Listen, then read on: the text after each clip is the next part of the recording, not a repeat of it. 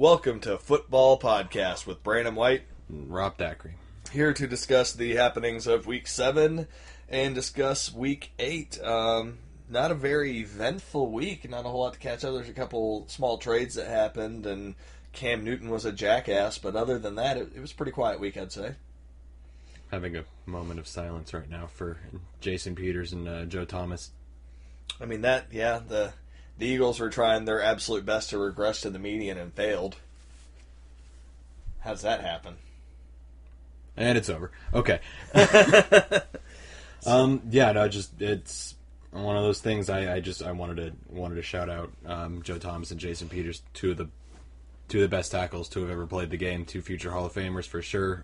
Just lost for the season on just chance plays. Like Joe Thomas blew out his tricep on a play that wasn't even doing anything. He was just kind of half-ass blocking, and then Jason Peters got rolled into, and his knee exploded. Yeah. So, yeah. Initially, we were talking about it. I was like, oh, it looks like maybe just an MCL, and then the Eagles were like, we think it's an MCL, and then they were like, oh, by the way, ACL blown too. Yeah. Like MCL, like maybe could have made it back by the Super Bowl. ACL done for a year. Yeah, done. So that's it's unfortunate. Like I said, both future Hall of Famers, not even questioning that. Just thought that was really interesting that both of them, like I was like, Joe Thomas went out and I was like, oh man, like we're good for a while. And then Jason Peters went down and I was like, all right, so where's the third one? Like looking around like, where are you? So we'll see next week. We'll see what happens. Yeah. Dwight Freeney's a Seahawk.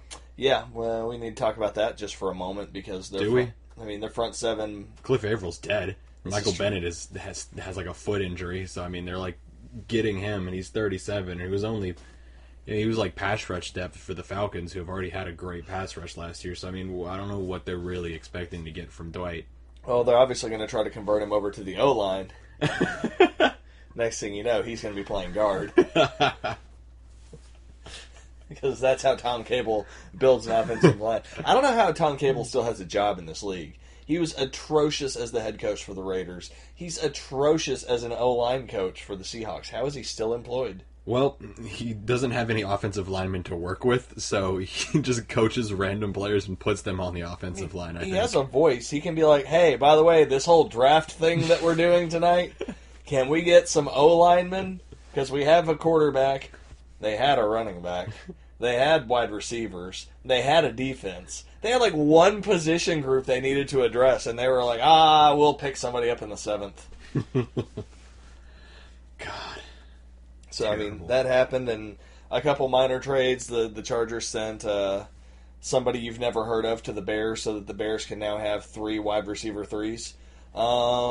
And that... Do you want to speak to your boy Cam? Is that what you want to do? Because he's your boy now. Like I have nothing to do with I was already off the wagon. Cam's making it hard on me. But it's hard to defend Cam. Trying to defend myself as a non Cam Newton hater, and I think I'm there. I think it's finally done. I just think Cam might just be a shitty person. Cam is one of those players, or he's an immature person who can't handle losing. He's just like he cannot fucking deal with a loss. Like he has no grace, and it sucks because he dresses so well. He just looks like somebody who'd be so fucking charming and so charismatic, but the moment he gets deflated, he just makes sure to take it out on the entire fucking room. I think he's that prototypical like guy who peaked in high school, but he continued to peak through college, and now he's an NFL quarterback. But he fits that kind of mold from what I've seen from him. And anybody got a pencil for Ryan Mallett? Except Ryan Mallett sucks, and Cam Newton doesn't, so Cam gets a pass. Like Odell Beckham Jr. is like a shitlord a lot of the time, but gets a pass because he's great. I think it's interesting that we're seeing this because like the wide, like you brought up ODB, where like wide receivers that are humble and aren't outspoken are not the norm. Martavius Bryant,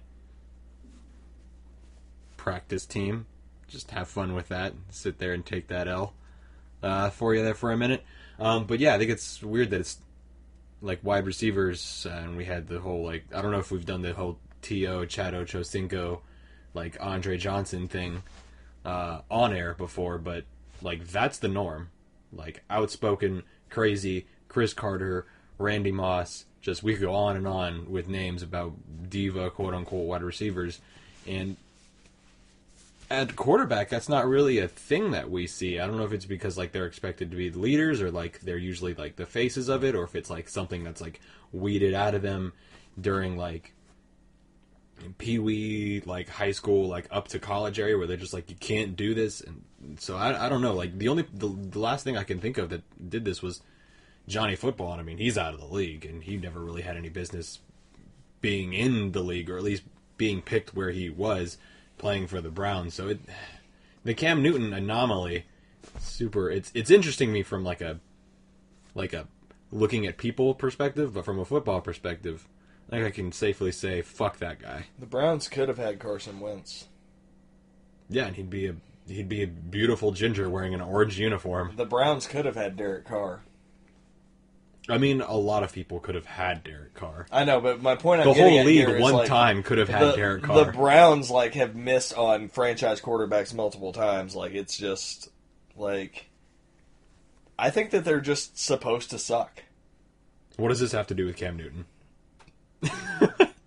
Are you deflecting right now? I'm deflecting. Okay. Just like, let's shift from Cam and let's talk about franchises that can't find quarterbacks at all. Because look at Cam. Like, all right, yeah, he's got a shitty attitude. What you're not going to play him? He's a fucking MVP caliber quarterback. It's one of those things where it makes it hard to like root for him. Like yeah. It hurts the brand. It hurts the Panthers. It hurts the NFL. Just when he's just being shitty. Like, every team can't have a quarterback that leads prayer circles. Awkward silence for the both of us. Right. It is what it is. Carson's a beautiful, beautiful man, and he is a gifted person and a man with so much generosity, it seems. I at this point, I'm looking for faults, because there has to be some. I don't know what they are. Maybe he's got like a tiny penis or something. I don't know. He's got perfect dogs. His girlfriend is amazing, just attractive as all hell, and I can't find it. I don't know what's happening. So yeah, Cam's shitty. I'm done with Cam. No excuses. Rome wasn't built in a day. I mean, the Panthers are still competitive. I mean, they can be competitive. He's I got just to don't get his head out of his like, ass, because this is the kind of thing that's going to ruin team morale. Well, I give people a pat. Like he was benched last year before the Seattle game, because he wasn't on time. Like he just taking advantage of shit like that and being just not a great like teammate, it seems. And I mean, that's disappointing from him, considering the amount of talent and the amount of like publicity that he gets. Like his face is everywhere. He's all over things. He has sponsors. It's not on Dan and Oikos though. Yeah, I was like, he has sponsors that aren't yogurt right now. Yeah. But it's disappointing, man. He has all the talent in the world, and he has all the access, and just can't get an ounce of humility, it seems. Yeah. Wouldn't it be nice? So let's see. Marshawn Lynch got himself suspended because he couldn't keep his ass glued to the bench when his cousin was getting attacked by his O-line. Yeah, that's actually been so far out of it, because Thursday games are a thing, and they shouldn't be. That like a lot of the times we just forget about. Apparently, Thursday the games. Greatest Thursday night game of all time, and I saw none of it except for the highlights. It was all right. I didn't see it either. Yeah. Apparently, it was a barn burner, and the refs made sure to it was a 3-team game for sure. Like, it was like the Chiefs versus the Raiders and the refs. Oh my god. Yeah. Refs keep inserting themselves in games. They shouldn't. Really shouldn't. It's disappointing. Like, Monday Night Football, John Gruden doesn't like the refs at all. Like, he doesn't like flags, doesn't like any of that shit, but like, he was done. He was done by like 5 minutes into the first half. He was just let done. Him play. Like, he was just let them fucking play. He was game. done. I was done. Twitter was done. I was done with Twitter. Faux John Gruden was done with it. Everyone was done with it.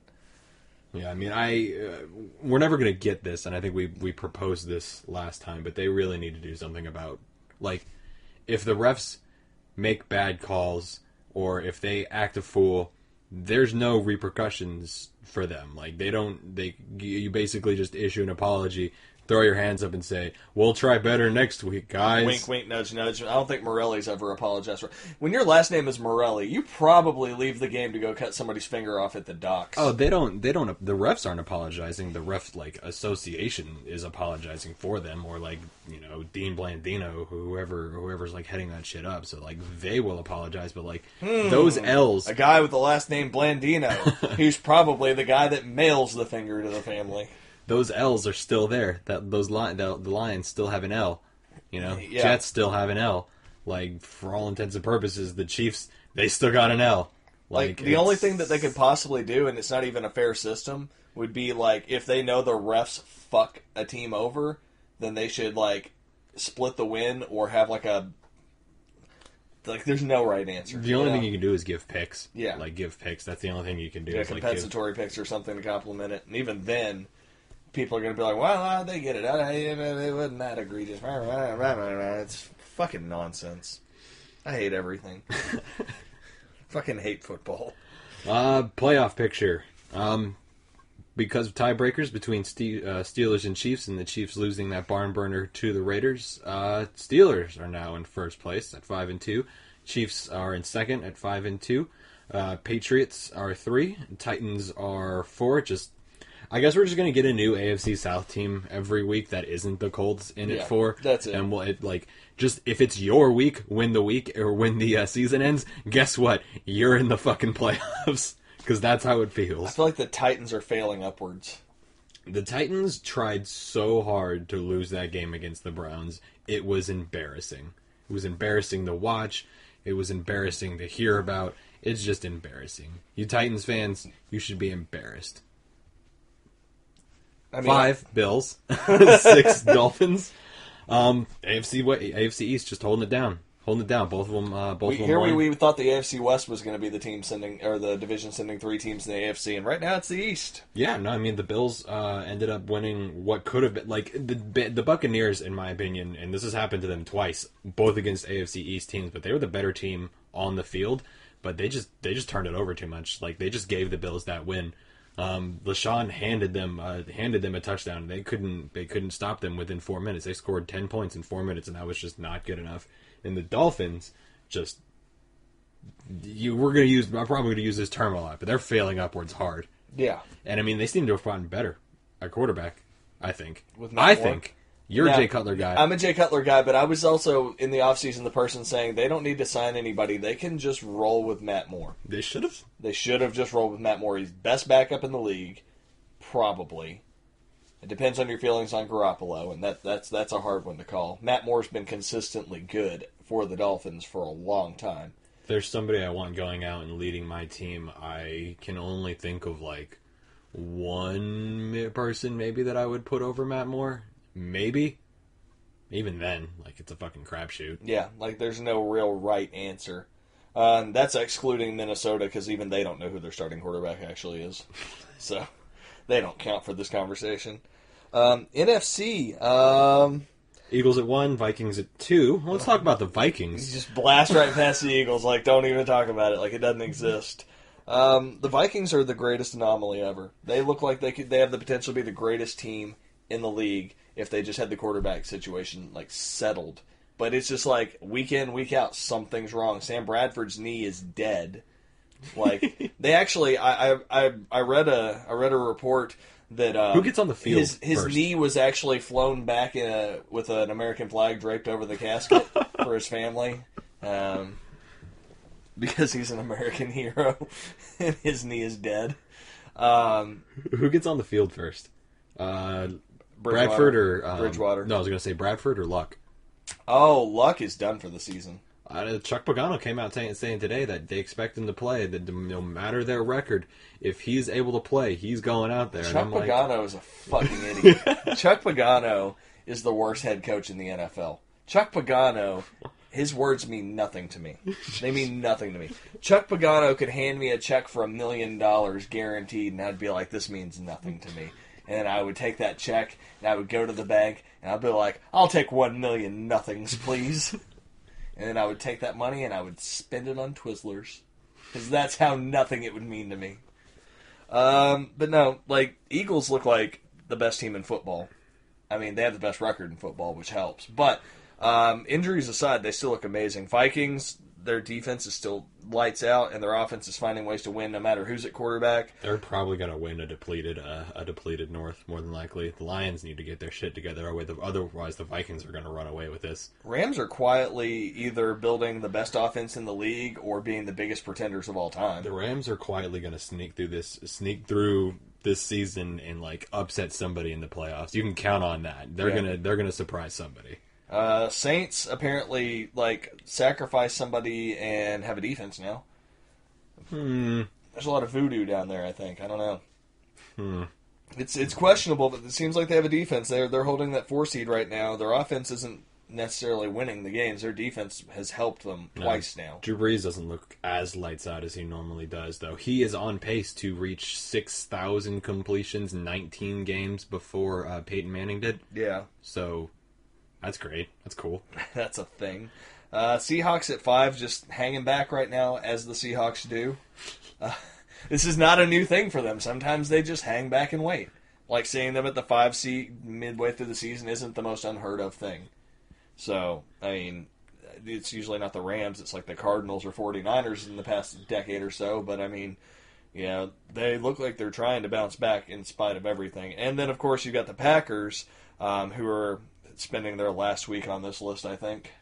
Yeah, they're going into a bye week. So, I mean, just by virtue of the fact that they're not going to have a game to win, they're going to drop out of the race. Yeah. So, and I don't expect to see them back unless Brent Hundley turns out to be like Paul Pierce adjacent. Oh God, I don't think that's a thing. No, we don't want that to be a thing. He doesn't look like a frog, nor does he wear. Nope, they wear green. Shit, close enough. He might be. He might be the truth. No, we can't have that.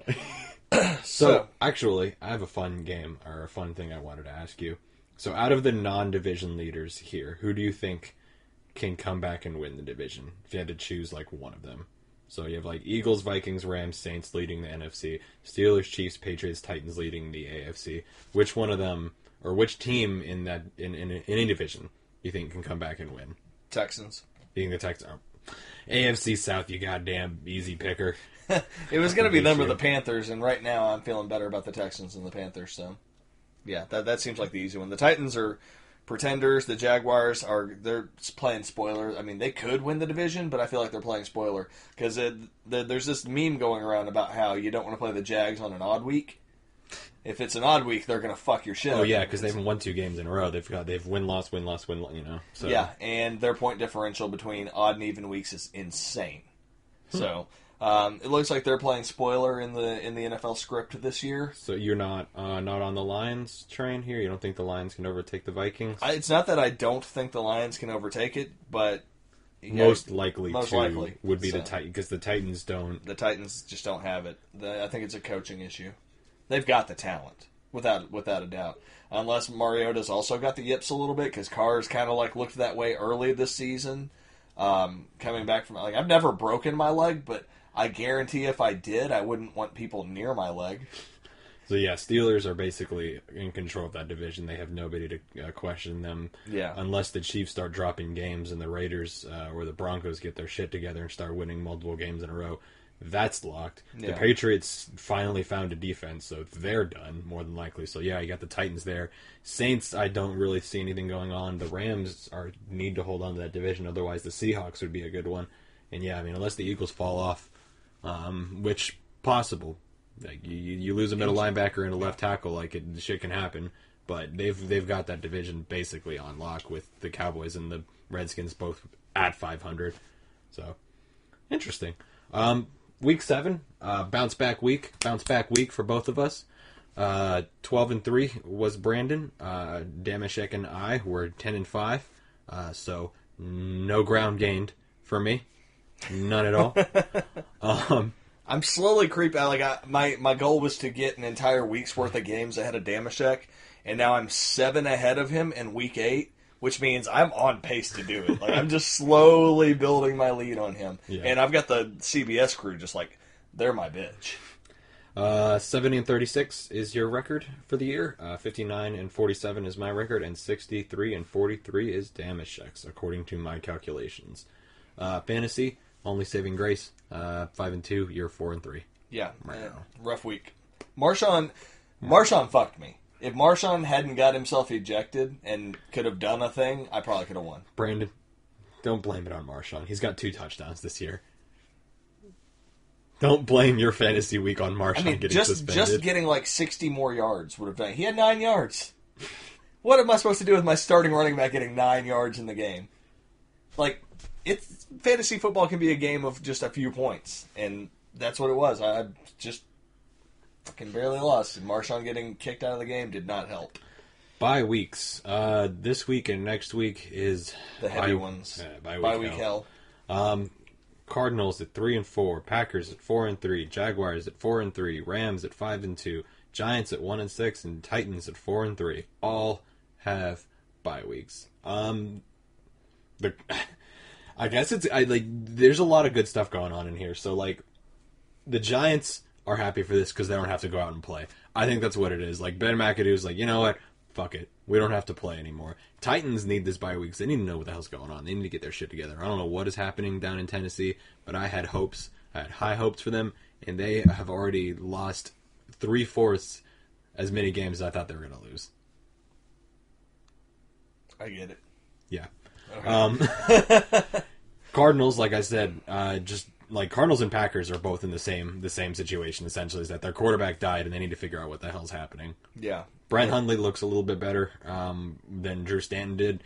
I don't Drew Stanton was over here just like listen, this is golf, right? Look, closest number to 0 wins. Turns out it's not golf, Drew.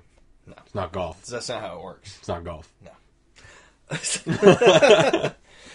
These are very interesting teams for this bye week because you have a whole lot of middle of the pack, which there's a lot of middle of the pack this year.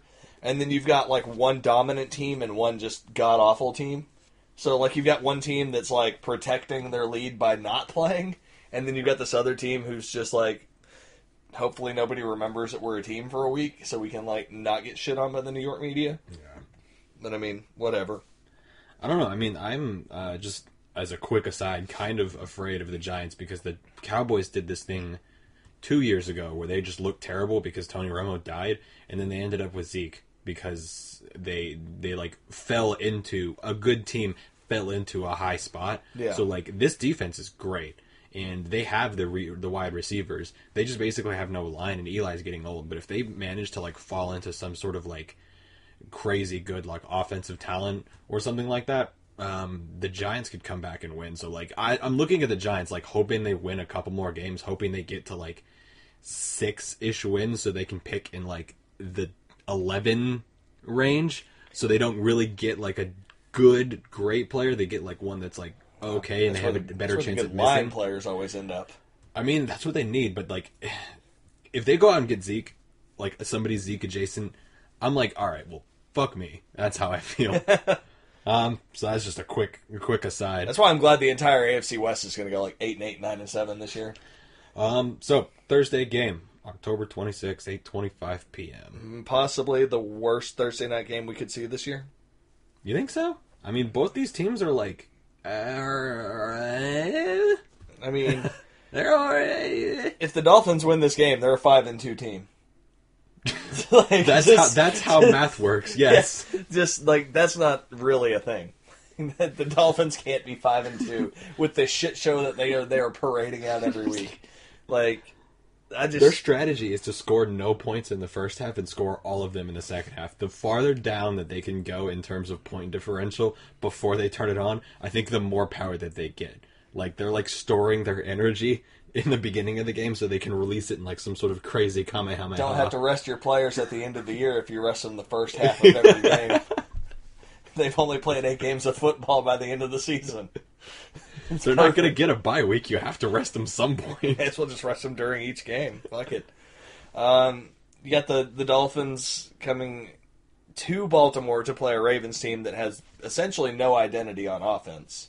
Their defense is carrying them, which if you said that 5, 10, 20 years ago, it wouldn't surprise anybody. I mean... The Ravens historically have only been good when their defense is dominant. Unfortunately, they're 3-4 dominant, which isn't dominant enough to do anything. Meanwhile, the Dolphins have dominant Sue on their defense, who nobody talks about anymore. He's still like a ridiculous D tackle, but just nobody even brings him up. It's like he's disappeared in Miami to go be on Ballers.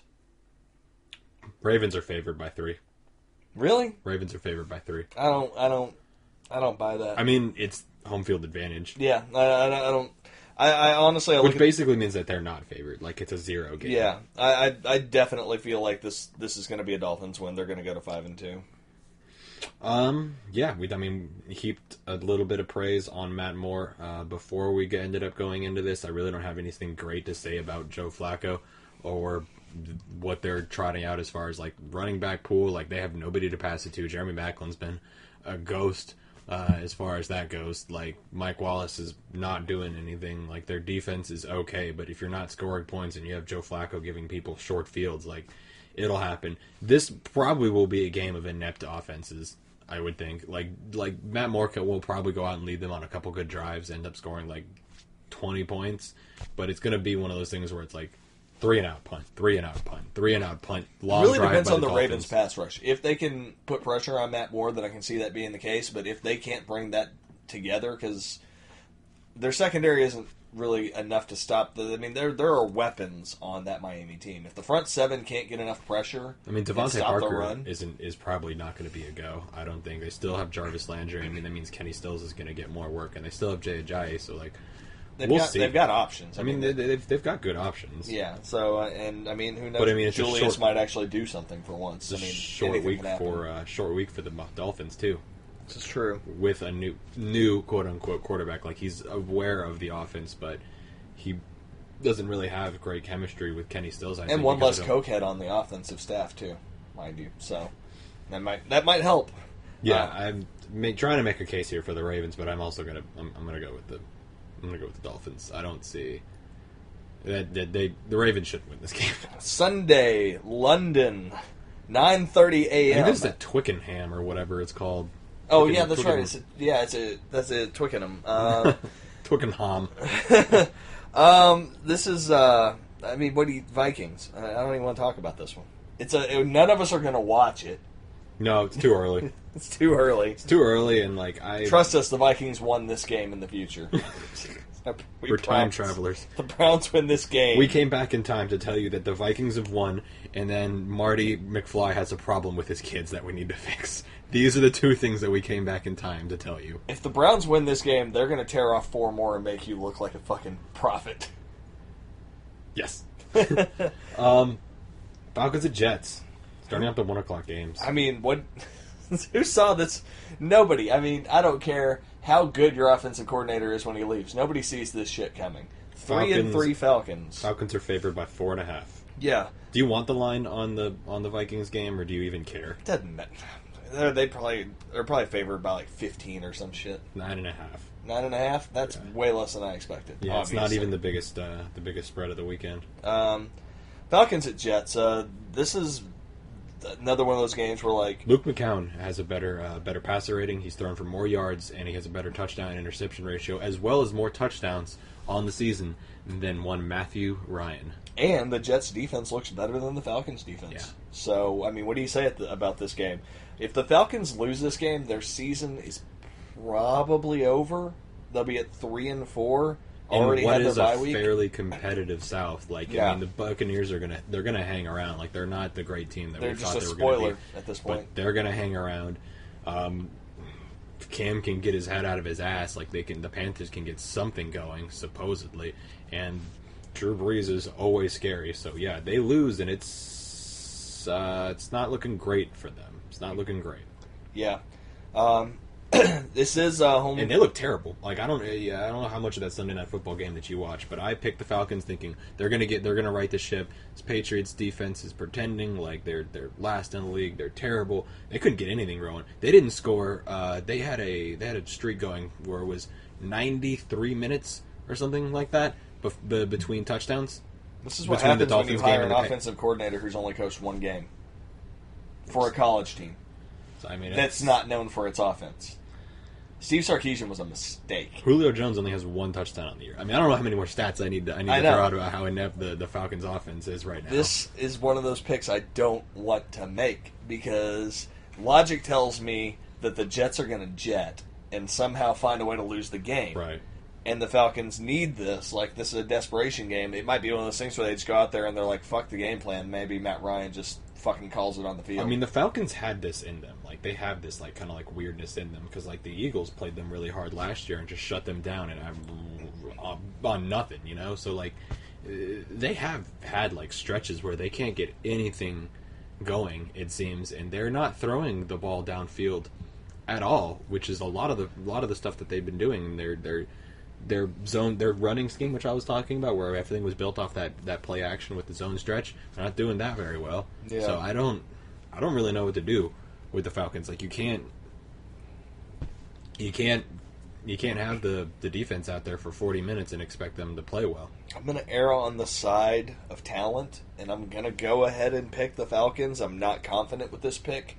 I'm glad you're doing this because I'm fucking rolling with the Jets. I am fucking on this train. I thought they should have won that. No, they should have won that Dolphins game. Like, McCown looks great. Like, I don't know, man. Like, not that I wish, bad things on the Falcons, but I just wouldn't it be great if the Jets won? Like, wouldn't it be great? They'd be at 500 halfway through the season, so that would be a thing. But there's something telling me that I feel like that their offense may go rogue and just Matt Ryan audibles the whole fucking game. I mean, there's a chance that happens, but I mean, I don't know. And their defense is healthier, so I mean that's a thing too. I mean, they do have a deceptively good Seattle South defense that the Jets could totally. Making picks like this is the reason why I'm the lowest on this, but I have faith. And it's important to have faith. I know and respect people that have faith.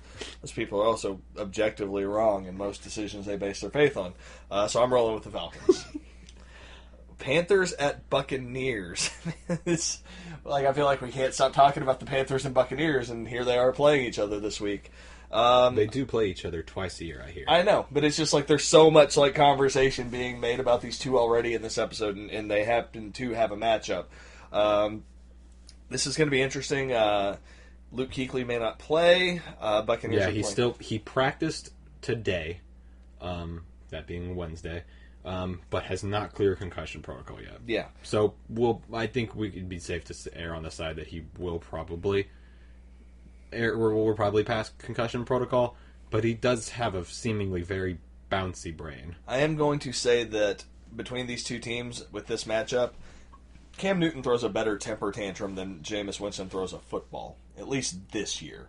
And the Panthers' defense is still not bad, and their run game is fantastic. Now, the Buccaneers' run defense is nothing to scoff at, but I do think the Panthers are still a more complete football team, and the Buccaneers are really in this negative place where Jameis has lost confidence or something. He's playing terrible this year, and I don't think that that's going to magically get better against a very stacked divisional rival. Division games can be weird, and that's a good reason to think the Bucs have a chance, but I'm definitely... Bucs swept them last year. Yeah, they swept them last year with a much better-looking team. Bucs swept them last year. They're ranked second in offense, 30th on defense, so, like, bad on offense, or good on offense, bad on defense. Carolina's third on defense, 19th on offense, and the Buccaneers are favored by 2. Yeah. And that's less than a home field advantage. I'm going with the Panthers. The matchup is there. I think that they're going to win this game. They haven't been able to get anything on the ground really going. Like, McCaffrey hasn't lived up to any sort of expectations that we've had with him. Because they keep playing him as a receiver. That's deceptive. You got to look at his receiving stats. They're not bad. I'm just saying, like, that's not what they do as a team. I know. Though. Like, they're getting away from what they're doing. They're a power running team. Jonathan Stewart is still Jonathan Stewarding. He has had 90 plus carries. He gets 99 carries, and he's averaging less than 3.5 yards per carry. He's not having a great season. Cam is on pace for over 100 carries, which is something that they wanted to get away from as far as running him down the thing, but they just don't give a shit about Cam, it seems, as far as like a person or a football player. They've got nothing, it seems, on the outside, on the perimeter. All intents and purposes, the Buccaneers are the better team. I think, like, talent-wise, the Buccaneers are better. I don't know what's happening with them. I don't know what's wrong with them, but they should be able to win this game. I don't know. I think you're going to see bunches of funches in this game. I think that you're wrong. I think Doug Martin's going to have himself a decent game. Mike Evans and Deshaun Jackson need to get an idea of what they're doing. They should be able to do more, but I guess they're just doubling Mike and knowing that Deshaun only runs like 2 NFL routes, which is a hitch and a go. Yeah. So if the Panthers continue on this trend of being inept on offense, not being able to really do what they need to do, because like I said, they're a power running team. They run play action. They throw the ball long. Like they're like essentially the same way the Cardinals were built the year that they played them. They're not doing that. They're trying to do these weird trick plays. It's a lot of motions and a lot of like crazy shit. So unless they start doing that, they're gonna be a 4-3, 4-4 team. So I'm rolling with the Buccaneers. All right. 49ers at Eagles. Just don't. Eagles. I mean, fly. Yes, it's Pennsylvania. It's Wentz-wagon. Eagles. That's not the chant. Fly, Eagles, fly. On to victory. I was going to say, keep your eyes on this one. Like, Eagles are playing at home. This is the biggest spread that there is. Everybody's on the Wentz-wagon. Everybody's giving everybody all these praise. The Eagles aren't ones to, like, smell themselves or, like, think that they're greater than anything else, but, like, left tackle just got injured. Jason Peters is still out there. They do have a really good defensive line out there. I think it's top 10 in San Francisco. It's like one of the only bright spots of their season, of their team. So the 49ers can give them fits. This has trap game written all over it. They play the Broncos next week. Just came off of a division game that they were really trying to get this week on Monday Night Football in prime time. This is something that I could see them overlooking. Like, I don't think Carson's going to overlook it, but I think the team, like, as a mentality thing, they came out with a lot of rust that first couple drives. So You're forgetting that this is a team that's in fire sale mode that you're playing. No, I mean, the 49, like I said, I don't think the 49ers will win, but I'm saying this has trap game written on it. Like, this has one of those things where, like, nobody sees it coming.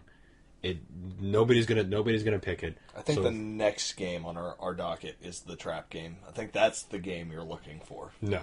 And the Eagles win this one by 3 possessions minimum. Yeah, I mean, 31-13 wouldn't be out of the question. But I'm just saying, keep your eyes on this one. Don't pencil this one in as an easy W. I already did. If they take this one to the fourth quarter, and it's 21-20, that's all football games do. 21-20, and the 49ers have the ball with 4 minutes left. It's not going to surprise me. Yeah, get that shit out of here, negative Nancy. Yeah, you're an Eagles fan. I know. You're wearing an Eagles hoodie right now. I don't give a shit. Eagles are going to win this game by 3 possessions. Moving on. Bears at Saints. This is the trap game.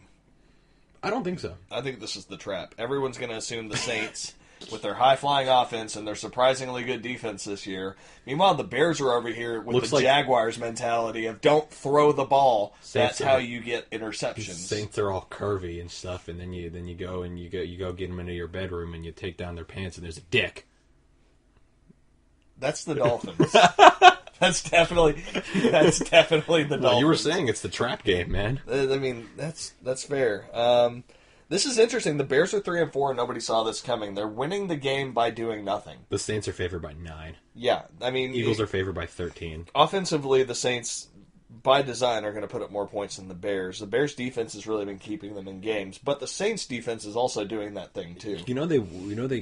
They had 14 points on returns. Yeah, and it was the same guy. Yeah, with over 70-yard returns twice. It's just something about that defense and special teams. I don't know what it is. Historically, it's the craziest thing. Some cities are destined for certain things. This is one of them. Like poor quarterback play. Like the Raiders have never been historically oh, watch out for that Raiders defense. No, anytime we've ever been dominant or competitive, it's always been with our offense. Same thing with the Saints. Their defense has never been their strong suit. It's always been their offense. The Patriots are just dominant for 18 years now, and the Cleveland Browns are really good at turnover. In general use of that word. Okay, so back to the matchup. Oh, yeah, right. No, the Saints are going to win. I mean, I like Mitchell Trubisky, but they're not letting him air it out because he's got nobody to air it out to except for this new WR3 they just picked up from the Chargers, who's going to get minimal playing time and probably have no impact on their offense. Jordan Howard is carrying their offense on his back, and they're just not going to be able to ground and pound and outscore the Saints. It's not going to work. Drew Brees is a touchdown machine. Not this year, though. He's not doing as well as you would think he would be doing. But I mean, they've got a running game. They've got more of a running game going with Melvin Ingram and Alvin Kamara. I want to say. I mean, Brandon Coleman looks good. Willie Snead, Michael Thomas. So I mean, we'll see. I mean, I think the Saints. If Drew Brees continues to, because he's had two pick games in a row now. If the Saints turn it over, Bears might hang in this one. So watch out. Oh yeah, no, this like I said, he's been turnover prone these past 2 weeks, so we'll see. Got trap written all over it. If the Bears win this game, I wouldn't be surprised, and I'd actually be kind of happy. So it is what it is. Chargers at Patriots. This was like fucking game of the week 10 years ago. The Patriots are... It's actually about right. About 11 years ago, it was 06 when there was a championship game. Yep. This is... The Chargers are bouncing back, and they're bouncing back. They're bouncing. We don't know where they're bouncing to, but they are definitely they're like Luke Kuechly's brain. They're bouncing, but they're not bouncing anywhere. Yeah. The Patriots are finally finding an identity on defense, and their offense is what it is. 3 weeks ago, I said the Patriots don't have any business being in the playoffs. Now they're doing this, and I'm like, well, great. I was the guy this year that said the Patriots are out, and now they're not. Yeah, so. you jumped the gun a little bit. I'm over here like, I'm not going to say it. Chargers are traveling to Foxborough. Double whammy because the Patriots like to win at home. It's a kind of a thing that they do fairly regularly. The Chargers are traveling from San Diego via Los Angeles to play the Patriots at home. I mean, it could happen. It could happen. The Chargers... In a league of parity in a game where coming off of a shutout of the Broncos. I keep, like, we keep having these matchups where I see these teams where I'm like, man, they've got the potential. They're on, like, their momentum is upward, and then they meet these teams like the Patriots, and I'm like... Yeah, but not this week. Like, New England wins this game. This one actually probably will be a barn burner. I could see this being a shootout the whole way through. No, I think Phillip Rivers throws 2 touchdowns. Melvin Ingram could have himself a game. He could also have a touchdown. Melvin Gordon has himself an okay game, but they really don't have much of anything going as far as any sort of consistency on offense. 2 broken plays essentially led to 2 touchdowns for them. Otherwise, they weren't really able to get anything going on that end. Patriots defense has looked damn near dominant as of late. Last three games, I think they're averaging 13 points allowed. Yeah, that's fucking crazy. It's amazing. They had some turnover on their defense, but once people get used to that Belichick and Patricia system, it seems like technically they're still ranked 32nd. Like they still have the standings are, but there's a change in the wins that happen in here. Yeah, like the culture has finally started to settle in, and it's going to impact how they actually perform going forward. I think the Patriots win this game. I mean, they might win, but by between 3 and 5 points. You're calling it a lot closer than I'm thinking it's going to be. Like, after I saw them, the line's 7.5. I think that's about right. They're going to win by more than one possession. This will be an interesting game. That's one that I actually would really want to watch if it wasn't for the next game that's also at 1 o'clock. Raiders at Bills. Raiders on the road against a Bills team that's playing way better than they should. Coming off of a win against what we thought was the best team in the league. A team that's starting to slide in the Chiefs. They'll be fine. It's interesting because... They'll be fine. Did we win that game because it was a division matchup, and division matchups are weird? Did we win that game because Navarro Bowman brought a veteran presence to the biggest need on our team at inside linebacker? Or did we win because Derek Carr and Amari Cooper finally got back on the same page. Or is it a combination of the three? They just played a good game, put together a complete game. It's what you need to win. Raiders historically do very badly on the East Coast. I mean, most West Coast teams, just because of travel and time zone differences, generally are going to have a worse record. Yeah. Yes. Our defense has not been our strong suit. The Bills' defense has actually looked really good this year, and they've got this schmuck at running back that's really good that actually worries me. What's his name? What's that guy? Mike Gillisley.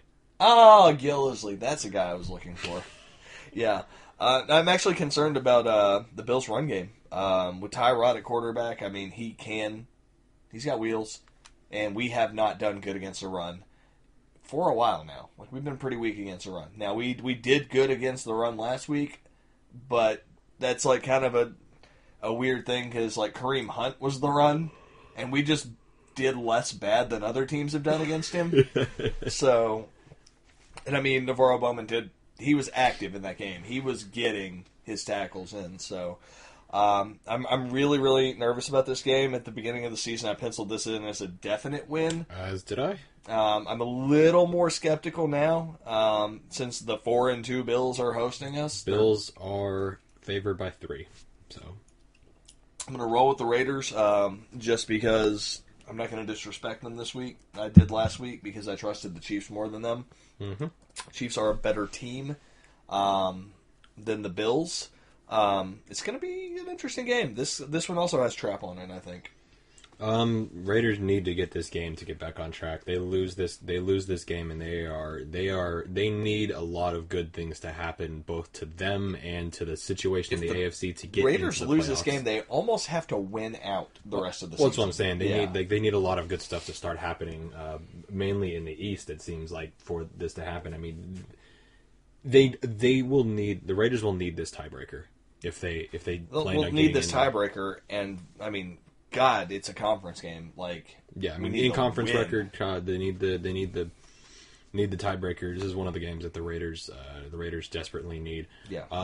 Marshawn is out, and I don't know if that's good. It might be or good. Bad. Or we actually promoted a running back from the practice squad, which I thought was weird since we already still have 4 active running backs / fullbacks with Jalen Richard, DeAndre Washington, Olawale, and Taiwan. So I don't know why we're going to add another running back. We don't need one, but it's going to be interesting. Right now, I still feel confident that the Raiders are going to go out there and win this because they have to. And I mean, if they lose this game in the season, I mean, like, we're in desperation mode. Like, we can't lose games. Like, we have to win at least the next 3 games before we can afford to lose one. Bills have never really been great on offense. Like, they have like a run. Basically, every play of theirs seems to be like an RPO, just a run pass option where they just hand it to LaShawn and see what he's going to do. If they can bottle LaShawn in any type of way and not let Tyrod beat you with his feet, I think it'll be fine because he's just not going to beat you with his arm. Not with that receiving core, not with the talent that he has. I do think Marshawn being out is going to be a boon for you guys. I think you're going to start to realize that signing Marshawn was actually detrimental to the team. Should have gotten LeGarrette Blount. That's who I wanted. But I was so hype. So what are you going to do? Bills don't look great as far as offense goes. If they've run into any sort of good defenses, they've been able to put up nothing, and then they were only able to barely score what they needed to do against the bad Bucs defense. So their saving grace may be that the Raiders defense is terrible, but I'm counting on it trending upwards just because that's how it seems to be going, as well as Navarro Bowman. Dude was wearing the green dot after being in Oakland for like 3 days. Yeah, like 7 hours, it seems. Like, they gave him his uniform, gave him the helmet, and they were like, all right, go do football now. He did. So, I want to say it was a little over 13 hours a day of football study, preparation, and everything just to get in for that game. Yeah, I'm going to roll with the Raiders. I'm not super confident on it, but I do think that they need to do what they've been doing, or what got them there last year, which was put it all on Derek Carr, let him scan the line, spread them out. Don't really rely on use the running game as a changeup, and not not what they're doing before, which is they were going to the run first. Like, you're going to have to spread them out. This is where your talent is. You're good at this. You got a great quarterback. You have an elite quarterback with a great receiving core. Spread them out. You'll be able to beat the Bills that way. Yeah, we're not a run-first team. Yeah. 27-17. I'll take that. Colts at Bengals. This, not the largest spread, but among the largest. I'm just going to go ahead and say Bengals. I have nothing good to say about this matchup. Bengals have looked terrible. Apparently, Vontaze Burfict is paid something like $25 fucking million in fines during his career. That was the fun factor. It was 10% of his career earnings have gone to fines. Yeah. I don't think he cares about the money. I think he just wants to hit somebody. He's just an angry guy. Let's be real about this. The Bengals offense has improved since they fired their offensive coordinator. Their defense got better when Vontaze came back, and the Colts are the worst run franchise in the league, who have 2 wins on accident. They're the worst run franchise in the league, in a league that has the Browns. The Browns and the Chargers. It's bad. I'm not even going to honor the Colts. Bengals win this game. All right. I mean, I could give you some stats and give you some stuff, but I just don't think doesn't want to hear it. No, fuck the Colts. No, they're a shitty organization, shitty owner, shitty GM.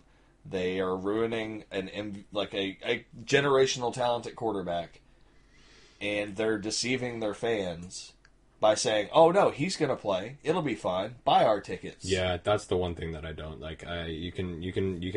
You can pick bad players and you can be a bad organization, but you at least be upfront with your fan base as far as timetables and shit like that. Because there are people who definitely thought Andrew Luck was going to be back week 1, and he's not. He might not play this year. Probably not going to play this year. I'd say 80 to 90% chance that he's probably not going to play. I was a Colts fan. I would have already sold my season tickets to buy Christmas presents. But no, they're like, "Oh, Luck will be back next week." Well, if I was a Colts fan, I'd be sorry for you. Or you were a Colts fan, I'd be sorry for you. If I was a Colts fan, I'd be suicidal. I'd be on suicide watch. Yeah. Yeah. But they have a ring and I don't, so. I mean, I'll get you a ring if you want one. We got rings, bro. We got a couple to spare, in fact. So no, fuck the Colts. Bengals win this game. Texans at Seahawks to go up the 4 o'clock. This could be the most intriguing matchup of the day. There's only one other matchup on this list where I'm like, ooh, really? And we'll get to that one. Texans at Seahawks. We're going to learn a lot about these two teams from this one. This is one of those matchups. Historically, Texans are coming off a bye. Texans coming off a bye. Seahawks have historically dominated the shit out of rookie quarterbacks, but Deshaun Watson looks like he's been in the league for 11 years already. He was leading the league in touchdown passes until he hit the bye week, and then Carson just went Super Saiyan. And by the way, the Texans' front seven, even with injuries, is still going to destroy the Seahawks' offensive line. It's wet paper. The Seahawks. Russell has had 3 of the last 4 games. He's had 300 yards passing, which is weird because he's been a lot more scrambly than usual, and he's really not trusting his reads. He's just trying. If his first read's not available, he's tucking and running or taking sacks. A lot of things. The Seahawks are 4-2, but they shouldn't be. And I'm actually concerned about that. The Legion of Boom is not what it once was. It's still great, but it's not fantastic. And matchup-wise, the Texans have weapons. They're 3-3, but they could easily be 5-1 at this point in the season. I mean, it's at Seattle, and that is the one aspect of this that really fucks with me. But something in me really wants to pick the Texans on this one. I don't know why. Everything historically, statistically, logically, tells me to pick the Seahawks. And maybe I'm getting cute here. But I'm going to take the Texans on this one, actually.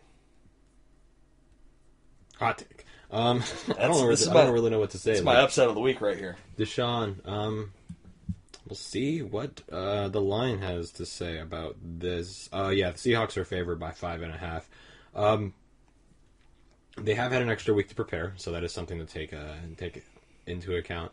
Seattle was able to go into the Meadowlands and just completely dominate the Giants, which, granted, nobody receiving, and they have what is thought to be one of the better secondaries in the league right now. So not really super surprising there. They're about average as far as like statistics go, like 14th in the league in overall points scored, 13th in total offense, 8th in total defense. Just good enough. Just good enough. Generally, is what I'm seeing. Whereas the Texans losing a couple people on defense is going to definitely hurt them. We haven't really seen it come into account just because they haven't had to play that one team, or they haven't had to play since then. Deshaun Watson looks... I don't even know what to do about that. Like, I was not a Watson believer. He looks fantastic. I really don't know what's going to happen.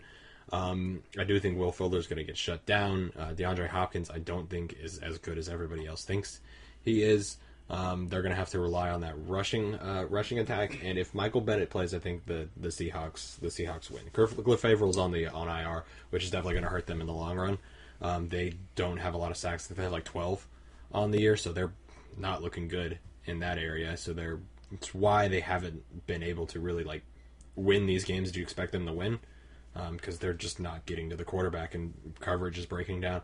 I'm going to roll Seattle because it's at home. And I don't pick Seattle not at home. Right. Like that's it's like hard to pick against them at home, but I don't pick them. I don't pick against them at home. That's just like a rule of mine. I'll be wrong as much as I want picking them at home. Yeah. But the moment that I pick against them at home and they win, I'm like, you fucking should have picked them, Rob. Like, what are you like? Yeah. It's like picking against the Patriots at home. Like, just no. So you can take the Texans. I will applaud your victory if the Texans win because it will not surprise me. But I'm going to roll with the Seahawks, despite having no reason other than Russell Wilson and Doug Baldwin to think that they're going to win. So we'll have fun with that. I have nothing good to say about the Seahawks other than the fact that they're playing at home and the 12 will be there. Cowboys at Redskins. Redskins have the most disappointing wide receiver core in the league this year.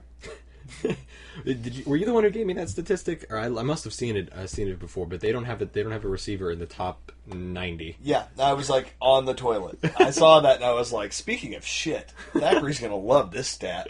And I sent it to you. Like, I think the headline on it was like it was a tweet and it was like Redskins don't have a receiver in the top 20 or the top 50 or the top 90. They do have somebody in the top 100 though. Thank God they made that cut. Which is good for the Cowboys because the Cowboys have no defense, it seems. Is Zeke like Zeke watch? I feel like we're on Zeke watch. Yeah, we're on Zeke watch every week. Is he going to play? Is he not going to play? I think Zeke's playing. Zeke's playing this week. Okay. So I haven't even talked about Zeke. Like, fuck. Yeah. So Troy Aikman is going to be thrilled, I think, when he calls this game. I haven't even looked to see, but I'm assuming he does. Oh, this is Joe Buck territory for sure. Like, there's no way the Cowboys are playing at 4:25 and Joe Buck and Troy Aikman have their sweaty, greasy fucking palms all over this goddamn game. Yeah. There's I like no how way. we just stopped doing the Joe Buck thing. We're like, we don't even want to honor Joe Buck. Like, we want Joe Buck gone. We can't even meme him anymore. Like, we're so sick of him. I think this one's pretty cut and dry for me. The Redskins defense. Kirk Cousins is having a great year with nobody to pass to. How do you even? Is he? Tight ends, bro. You. Tight ends all the way. Because I talked about this. I sent you a thing, and I was like, petition to rename the Smith or Dalton line. I still don't. I think Smith's over the line now. It's not the Alex Smith line. I think it's the Dalton line. You renamed it the Smith line. Well, I was like, that's crazy talk. It's still the Dalton line. Well, okay, so it looks more like the Dalton line now, but I mean, is it the Cousins line, or what? Because he above the line? What are we talking about here? Because people don't. Cousins is a franchise quarterback with nobody to throw the ball to outside of tight ends or running backs.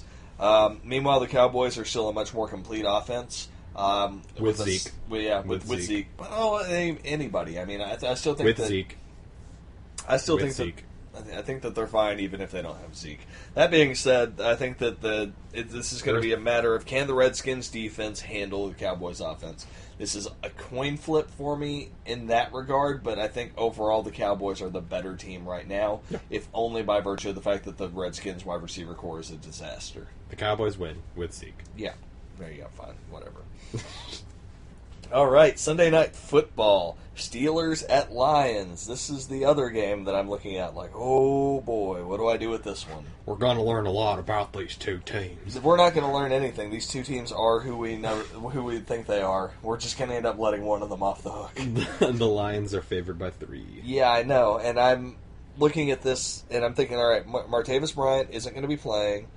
I mean, Martavis Bryant has had zero sort of impact this whole year, so I mean, which leads me to believe that there's just been conflict between him and the coaching staff all year. Like, this has been a festering problem, and it finally came to a head this week with him demanding a trade. Funny enough, I didn't think anything was going to actually come of it, but Juju Smith-Schuster actually added him the moment he was drafted, being like, "Hey man, looks like somebody," and then like Martavius was like, "No, I'm not losing my position," and I was like, "Okay, I mean, you're the one coming off a year-long." I was like, "You're coming off a year-long suspension for marijuana, you fucking prick." And now he's being a little punk, like Ben threw him the ball. It's because he can't smoke.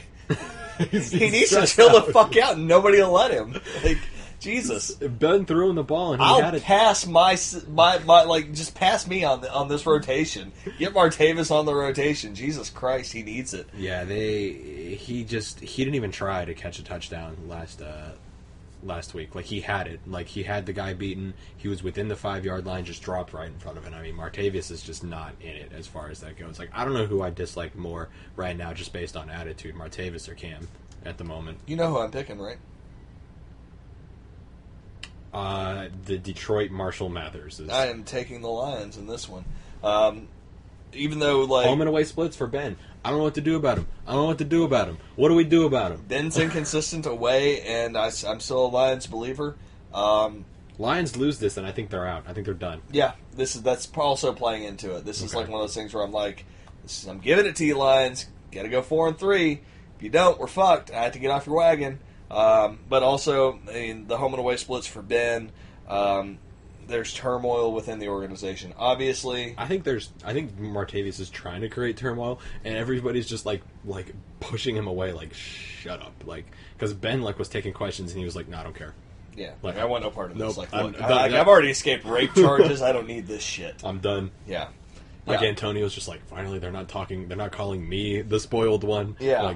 Like Le'Veon's just like, man, like, they're all like everything is so crazy that they're not talking about the craziness that's happening, and everybody's just like, oh, and I think this is actually going to bring them together. I think they're going to bring together in they're going to be brought together in the disappointment in Martavius, and I think they're going to take it to the Lions. Yeah, I don't think Ben's going to have a good game per se. You're stats. Like really trying to close that gap this week. No, I'm getting super cute. One or the other. I think that, I mean, just statistically, the Steelers are a better team, regardless of whether or not Ben is able to actually have a good game. 5 is a bigger number than 3.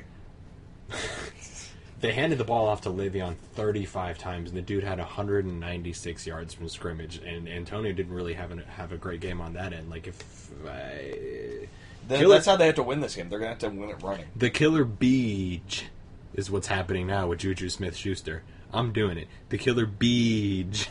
The killer bombastic blowjob. Yeah, nice. We're doing it. I like it. All right, we're splitting that one. So that leaves us with a Monday night game. The Madden matchup. The Madden matchup. Wow! Spoiler alert: this game won the Madden matchup by default. It was an even split on the votes, and since you can't have 33, 33, 33, one of them ended up being 34 by default, and it's the Broncos at the Chiefs. A game Twitter took away your guys' decision because you guys don't want to vote. Go to Towers Underground on Twitter and vote. Please? It makes me feel bad when you don't. If you don't vote, we feel like you don't care. And if you don't care, then why are we doing this passion project? Oh, wait, we're doing that for us. Fuck you then, we don't care. Broncos at Chiefs. This is interesting because you've got the Chiefs coming off of a 2-game slide, which nobody really expected. And the Broncos' offense has fallen off the map recently. Their defense is trying their best. Trevor Siemian said after this past week he had a bruised nose, and he was like, honestly, I deserve to have it broken the way I played. I'm like, Trevor, why you make me like you so much? Why you do this shit to me? Damn it, Trevor. God damn it, Trevor. Now, if this was being played at Mile High, I would actually go ahead and pick the Broncos. You're crazy. They're playing in Arrowhead. The Chiefs are a dominant team. And they've lost twice. Yeah. Twice. And coming off a long week. Andy Reid's had extra time to prepare. A very long week without a bye. Going from Thursday to Monday, there's no way the Chiefs lose. If the Chiefs lose this game, there's a very big problem in Kansas City, and nobody knows what it is. the ground control can try as they might with Kareem Hunt. Look, we have a very similar front seven to the Broncos, and Kareem Hunt was like, fuck you, my dick's inside your mom. Yeah, but secondary is the difference. Now, the no-fly zone. The no-fly zone is where it gets more interesting. Because it's not like they have game-breaking wide receivers back there. They've got one game-breaking wide receiver and one game-breaking tight end. Now, that's where it gets interesting because what kind of packages are the Broncos going to run on defense? How do you contain Travis Kelce? He's the key to that. And the thing I've noticed watching the Chiefs is you don't contain Travis Kelce. Kelce just does something stupid and negates what he did. Like, I don't know, throw his towel at a ref like last year just to get himself ejected. Like, Travis Kelce's that guy. You know what they need to do? They need to put TJ Ward on. Oh yeah. Yeah, that's not going to happen. That's not going to work. No, because he doesn't play for the Broncos anymore. Gone. He's gone. It's not an option. Yeah, I don't know what they're going to do about Travis Kelce. I mean, he had a 2-touchdown game a couple weeks ago, and that was the worst game he's had from a yardage standpoint, with only 23 yards. So I mean, like, pick your poison. Like, is he going to have 100 yards and a touchdown? Is he going to be killing you all night, or is he just going to be a red zone target? Like, you got to double Tyreek Hill. Yeah, he's going to have like 100. He's going to have like 115 yards and a touchdown, or he's going to have like 37 yards and 3 touchdowns. Yeah, like you got to be mindful of Tyreek Hill. Like, if you're worried about Tyreek Hill and Travis Kelce, like, guess what? Kareem Hunt's coming out of the backfield. Guess what? They've got 2 other wide receivers that can beat you on intermediate routes because they're too worried about them. You're going to probably see situations in this game, if I had to guess, where Aqib Talib is going to be following Tyreek Hill everywhere, and if Kareem Hunt's coming out of the background, like, something between, like, Chris Harris, like, I feel like they're going to have Chris Harris, like, guarding the right side of the field, but like keeping an eye on him, and he'll like drop his deep man. I think they're going to be running a lot of 2 deep and 3 deep zone. Yeah. Just because, like, one, you can't follow speedsters like this, like on routes like that, because Tyreek Hill's going to run a go route like 60% of the time, more than likely. I was about to tell you the exact game plan I would use in this, but depending on how the coin flip goes, it might be a bad idea because I might be telling you exactly what I would be doing. So yeah, I think we're both on the Chiefs. Not to disparage the Broncos. The Broncos are a sneaky good team. They've had a couple down weeks. Last couple weeks, I do think they are playoff contenders despite their record. You're looking for something to flip, and I'm going to give it to you. All right. But yeah, I think we're both on the Chiefs. 16-13. That's what I got. Yeah, definitely taking the Chiefs. 16-13 actually doesn't sound bad. The Chiefs are favored by 7.5. Can you believe that shit? I was actually going to say like 21, like 21 to like 17, yeah, I mean, something like that. But we're on the same page. As far as... we know who's going to win. All right, it's even week. I guess it's me to pick. I don't know. Me make the rules here. I don't care. Well, I mean, maybe you should flip if it's my pick. I can't remember. No, you flipped this whole time. All right, just do it. Nike, man. I'm gonna call tails. Tails it is. All right. Brandon has to pick his poison now. All right, check us out on YouTube for the Madden Matchup. Thank you for listening, everybody, and good night.